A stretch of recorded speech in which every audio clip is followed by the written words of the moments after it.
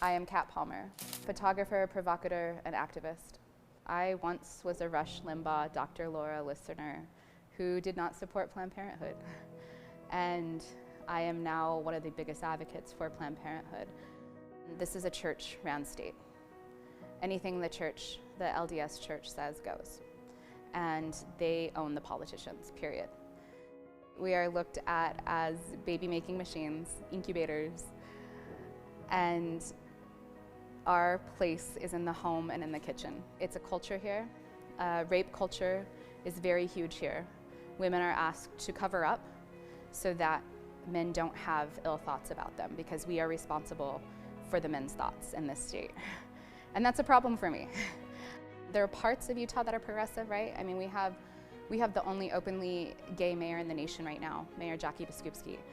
And that's amazing. I mean, Salt Lake City has some amazing progressive things happening, but not enough, not enough. And I think people are at a point now that they're fed up. I mean, it's things I've been angry about for over a decade living here, but I think a lot of people are rising up now because of the oppression.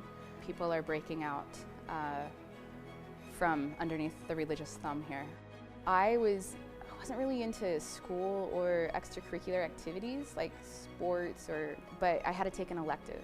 It was like you were forced to take an elective, right? And they had photography. And I thought, I could do that. I could take pictures. And in a way, photography saved me. I mean, I had a lot of sadness, growing up. And as far as people I looked up to when I was a kid, definitely Diane Arbus. She was my idol as far as photography goes. I feel like she broke the social norms and found the beauty in people that maybe society shunned. By the time I was 12, my grandparents started raising me full-time, and it was the best thing that could have happened to me. They always said God didn't make mistakes, and that people are born the way they're born, and that gay rights were important. And they just let me be me, They didn't try to squash my light. They didn't try to have me change in any way. They never really understood my art, at all. They would ask me all the time as an adult, why can't you just take normal pictures of normal people? And I would just say, because that's boring.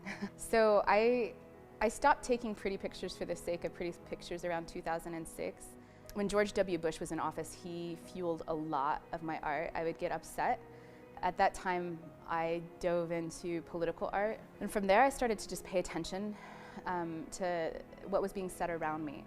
People were always really surprised to find out I was a very religious person for, a good chunk of my life. I was on the verge of leaving the church, but still religious. But in 2011, it started the series Keep the Politicians Out of Our Vagina. I mean, women's bodies go under attack constantly, where men have more rights to our bodies than we do to our own bodies. And then 2015, Planned Parenthood was under attack.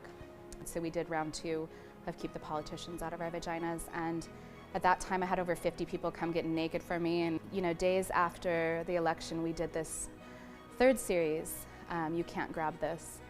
And a lot of America was hurting at that time. And this was a great a therapeutic way for people to get involved and have their voices heard and write messages on their body and basically reclaim the word pussy. Art is healing, right? It's therapeutic. And so, like I said, for selfish reasons, it helps me through a lot of shit in life, but also the people that are involved with these shoots, it's also helping them. And so I'm hoping through my art and through what I do, it can start the dialogue. And that happens every day on my page, on my social media. Dialogue is happening. And when we have that respectful dialogue happening, perhaps minds will be open. So.